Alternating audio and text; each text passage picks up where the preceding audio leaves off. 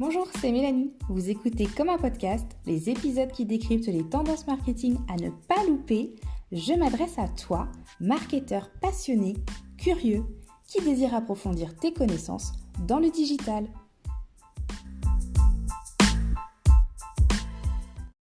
Aujourd'hui, je vais vous parler de 5 préjugés à bannir absolument dans vos campagnes de marketing d'influence.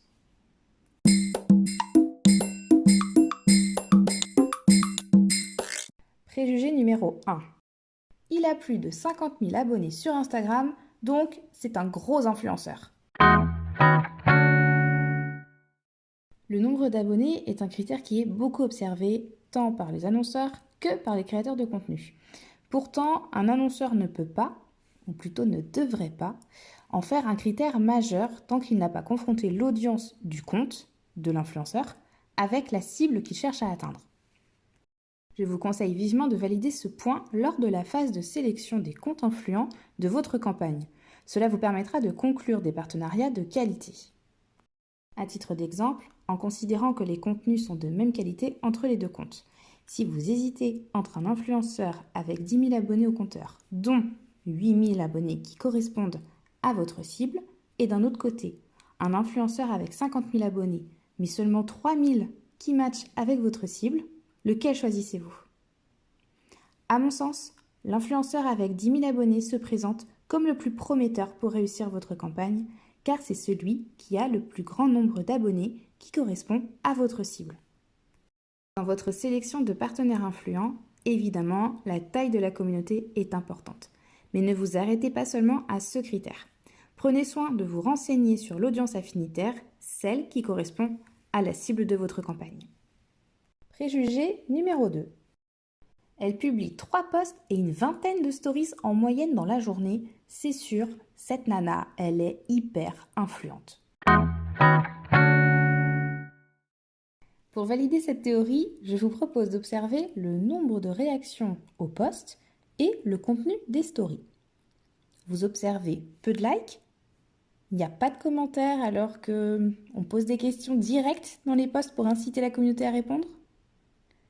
Les stories sont un peu fades, elles ne mettent pas en scène l'influenceur. Ouais, pour engager la communauté, rien de tel qu'une vidéo face caméra de temps en temps. Mais oui, ce qui engage les abonnés, c'est aussi de savoir qui se cache derrière le compte. Bon, vous avez cerné l'esprit, méfiez-vous des utilisateurs qui postent beaucoup de contenu.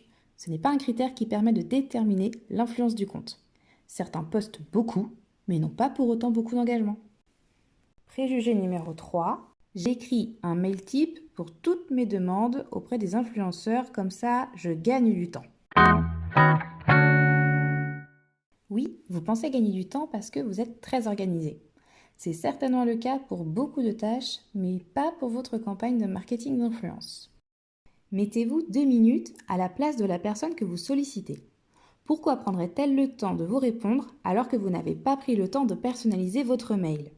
Ce que j'entends par personnaliser, c'est pas seulement de mettre « Bonjour Amandine ».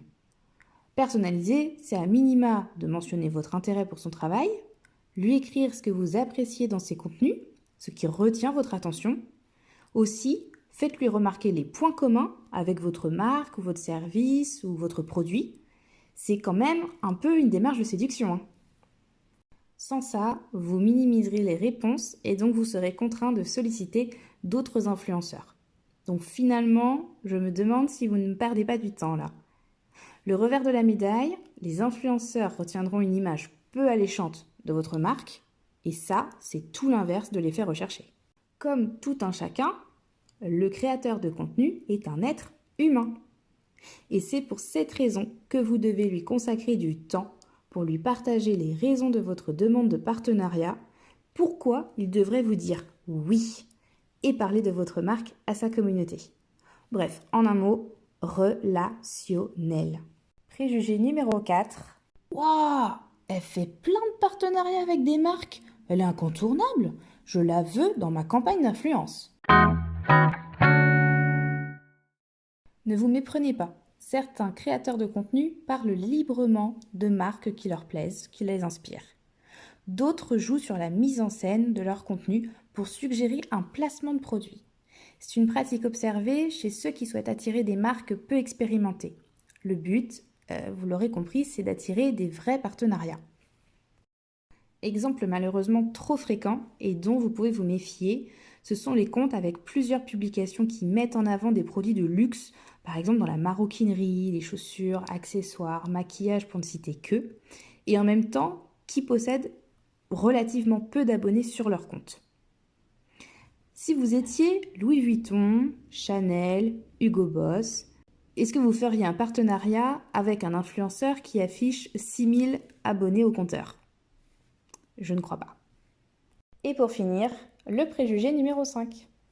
Tiens, je sais, on va contacter le youtubeur, tu sais, le breton qui parle des jeux vidéo. Il doit bien avoir un compte Instagram. Les personnalités influentes ne sont pas présentes sur tous les réseaux sociaux, même lorsqu'elles en cumulent plusieurs, elles ont souvent leur réseau social de prédilection. C'est souvent parce qu'elles sont plus à l'aise avec la forme des contenus qu'elles peuvent y créer. Comprenez qu'un vidéaste fasse de YouTube son terrain de jeu, mais qu'il prenne peu de plaisir sur Facebook, où il ne prendra pas la peine de créer un compte. Dans vos critères de sélection, concentrez-vous sur un créateur de contenu à l'aise avec le ou les réseaux sociaux sur lesquels vous allez mener votre campagne. C'est ainsi que se termine ce podcast. J'espère que le contenu vous permettra d'être mieux équipé dans votre quotidien de marketeur.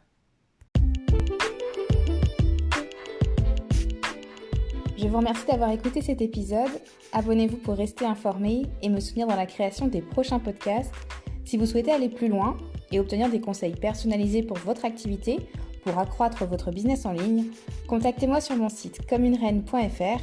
L'adresse est écrite dans la description du podcast. À très vite!